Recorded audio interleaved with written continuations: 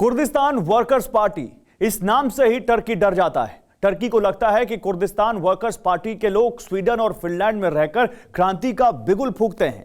इसीलिए अभी तक इन दोनों देशों को नेटो में एंट्री देने पर टर्की भड़का था। पुतिन को लग रहा था कि टर्की के होते हुए नेटो का ड्रीम प्रोजेक्ट कभी पूरा नहीं हो पाएगा। लेकिन अगले साल टर्की में चुनाव है और सत्ता वापसी के लिए टर्की के तुगलक ने फिर पलटी मार दी। देखिए टेलीसीरीज का यह episode, Ankara, a trick to distract.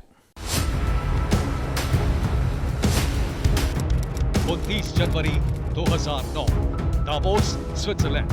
World Economic Forum का मंच सजा था। तब एर्दोआन तुर्की के प्रधानमंत्री थे। उनके बगल में इजराइल के प्रधानमंत्री शिमोन पेरेस मौजूद थे। पूरी दुनिया इन दोनों को सुन रही थी। बात होते होते फिलिस्तीन पर पहुंची। युद्धाओं और दलीलों की तेज बौछार के बाद एर्दोआन के गुस्से का लावा फूट पड़ा। इजराइल को धमकी देते हुए एर्दोआन मंच से चले गए और कसम खाई कि कभी दावोस नहीं आएंगे। 13 साल बीत गए। तुर्की और इजराइल के रिश्तों का यही सच आज भी कायम है। ये उस इंसान की फ्रस्ट्रेशन थी जो मिडिल ईस्ट का कैप्टन बनना चाहता था, लेकिन इजराइल के रहते भला ये कहां मुमकिन था। एर्दोआन ने न सिर्फ इजराइल से रिश्ते खराब किए, बल्कि मिडिल ईस्ट और नॉर्थ अफ्रीका को वॉर जोन में बदल दिया।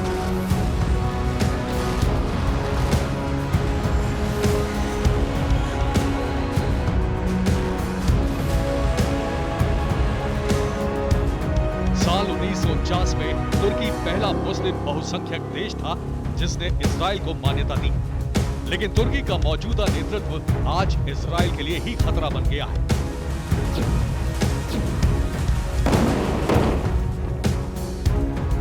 नेतन्याहू सरकार में इजरायली डिफेंस फोर्सेस की चीफ रहे मोशे यालून ने सबूतों के साथ तुर्की पर आरोप लगाया था कि वो आतंकी संगठन हमास और ईरान के साथ जंगी साजिश रच रहा है, उनकी मदद कर रहा है। तुर्की की एंटी इजराइल साजिश पर एक सनसनीखेज खुलासा हुआ साल 2012।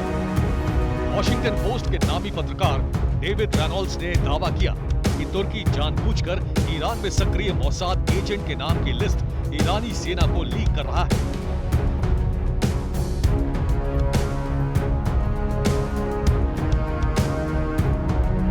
फिर आया 14 मई 2018 का दिन, जब इजराइल और तुर्की के बीच कुछ भी ठीक होने की संभावना ही खत्म हो गई।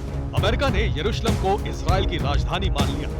एर्दोआन अपना आपा खो बैठे, इजराइल को टेररिस्ट स्टेट तक कह डाला।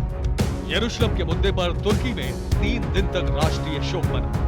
उसके बाद तो बेंजामिन नेतन्याहू ने एर्दोआन के कट्टरपंथी चेहरे को ट्वीट कर करके एक्सपोज कर दिया। अगस्त 2020 में मोसाद की चीफ योसी कोहेन ने तुर्की को दुनिया की शांति के लिए सबसे बड़ा खतरा बताया। योसी कोहेन ने नागोर्नो काराबाख के युद्ध से पहले ही ऐलान कर दिया था कि तुर्की अजरबैजान और आर्मेनिया के बीच जंग भड़का रहा है।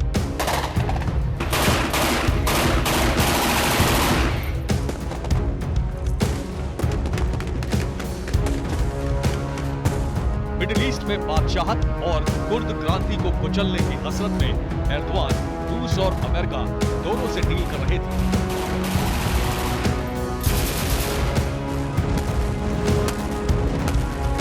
वो रूस से S-400 जैसा बेजोड़ मिसाइल डिफेंस सिस्टम लेते थे और अमेरिका से F-35 जैसे सुपर फाइटर की डील भी करते थे।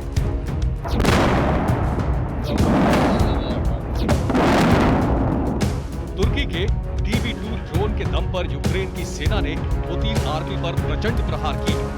हमले के दर्जनों वीडियो सामने आए। इस वजह से भी रूस तुर्की से नाराज था और अब तो ये नाराजगी सारी हदें पार कर चुकी है।